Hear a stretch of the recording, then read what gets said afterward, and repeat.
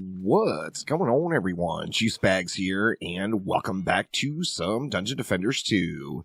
We are here in Chaos 8, the Forest Biome, on expeditions, and today wanted to take a look at the mighty Ballista. Now, it's not the harpoon that is in Dungeon Defenders 1, but it is a Ballista and extremely effective.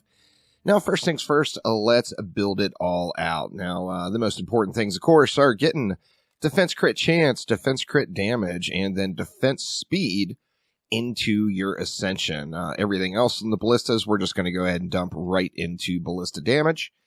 And this is a projectile defense. So with that in mind, we are going to want a piercer servo. And what do we want to use? Let's see. Let's actually go with this one. This is kind of a new one-size-fits-all projectile defense relic that I've been working on. Defense rate, piercer servo, and defense range on it. If just for lulz, we're going to bring along that Sploody harpoon shard. And then, of course, since we do have defense rate at Chaos 8 quality or higher on the relic, that will allow us to do the double stack. So mass destruction and destruction. Just going to roll the roost all day long. So let's go ahead and build it on out. This map is extremely generous with the DU. There is just an absolute assload of DU to use. And we're going to use it. So let's see what we can do. We can go, say, 5 ballistas per lane. And then, of course, as per normal, throwing around oil geysers just to get that destructive pylon in. And then we are going to go with some boostars as well. So let's see here. Let's grab... We'll put our oil geyser in for a destructive pylon. And then we'll just slap the boostar right in front of it. I think we do that on every lane. We actually are going to have a ton of DU left over, it looks like. That is only 260. So, yeah, going to be lots and lots of DU left over on this one to do something else. And you know what? If we have enough, maybe we'll throw in some buff beams as well. But let's check it all out. Let's get our 5 poons, our destructive pylon, and then our boostar in. This relic, I'm pretty confident you could put on any projectile defense in the game in Chaos 8 and farm away to your heart's content, getting all of the best gear in the game. In this lane, we're going to go all the way over to this side. We'll drop, let's see, we'll drop 2 more down right there. Then we'll just rinse and repeat. Destructive pylon and a boostar directly in front of it. And then 1 lane left. So let's see here. We'll go literally exact same thing. Just spamming it out on every lane. So we'll get 1 more there, another one there. And let's see what's left over. We're going to have more than enough left over to get a buff beam down, in fact. So let's bring along some buff beams as well. Going to go Destruction, Boosted Beam, and Vampiric on this particular relic. Let's see what we can do here. Did I build it so I can actually fit them in is the question. Looks like we're good there. We'll get 1 over here as well. This was one of the lanes I was a little concerned about.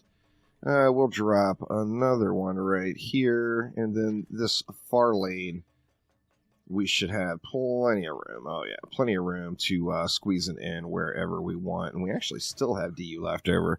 Still have 50 DU left over. We're just going to kind of ignore that. But let's let it fly and see how it holds up. I'm thinking with the boostar and the buff beam, the enemies are just going to get completely annihilated right out of the spawn. Having that little bit of extra range on there from that defense range servo just makes this a really good generic relic that you can put on any projectile tower and get the job done here. So, yeah, as you see, this is just complete annihilation.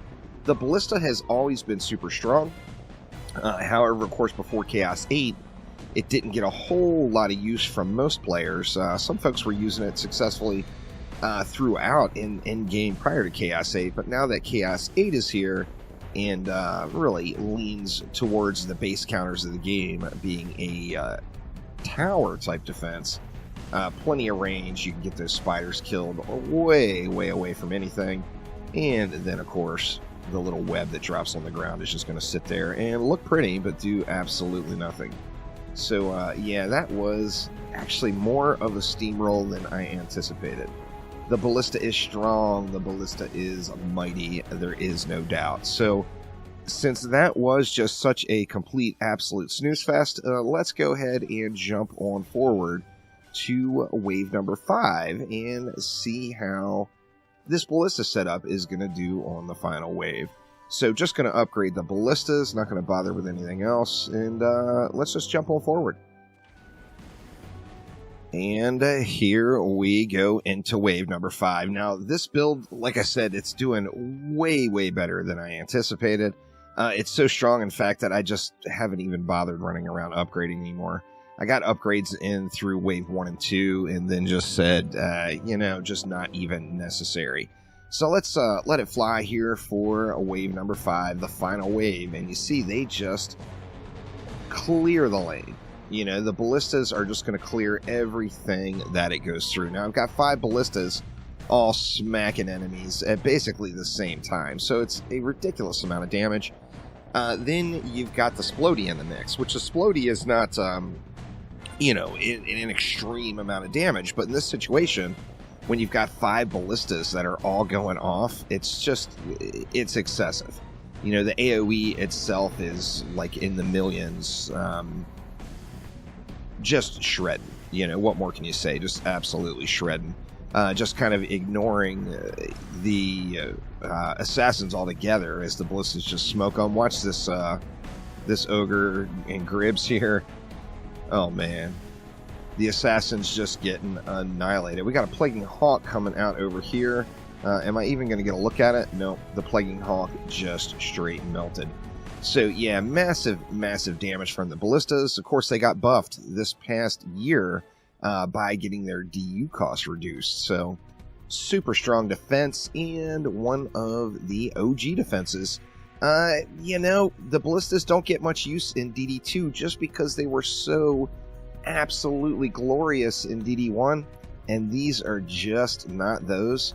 But they are extremely powerful. There is just no doubt about it. So that will do it for now. Thank you all so much for watching, and I will see ya next time around. Take it easy.